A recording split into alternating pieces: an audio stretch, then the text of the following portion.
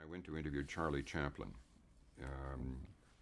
He got an honorary degree. This is later when I was working for NBC, and he got an honorary degree from Oxford, and I went to Oxford on the chance of getting an interview with him. He had never been interviewed on television. He hated American television for some of the reasons we're talking about, because he'd been banned, blacklisted for immoral behavior and everything else as it was seen in the United States.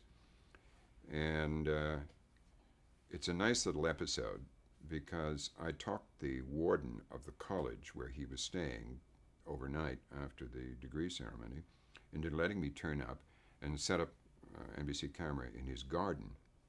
It was one of those lovely Oxford gardens that's probably been there for 400 years, you know, and the lawn like a bowling green and all the traditional English flowers, beautiful June day. And we set up, and then Charlie Chaplin comes bouncing out. "Good morning, gentlemen," in a little gray suit and silver hair and everything, big smile.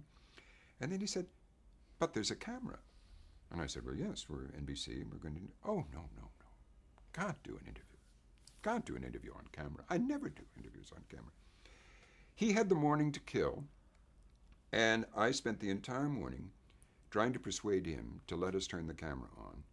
And he kept saying no, as he went through and acted all the parts, a history of his relationship with Hollywood and with American television, and how cruel television was, and all the people who had done him wrong in Hollywood. And it was a fantastic performance, as you can imagine, because he acted all the parts, and he danced little dances and sang little songs and everything. I kept saying, "Oh my God, let me turn the camera on." And the cameraman kept saying, "I'll turn it on anyway." And I said, "No, no, let's not fool him because..." And finally, he said, Charlie, after about 3 hours of this, he said, "Well, I'll tell you what. My memoirs are going to be coming out next year, and you can come to Switzerland to Co. and interview me. And here's the name of my private secretary, and ring him up." So I thought that was great.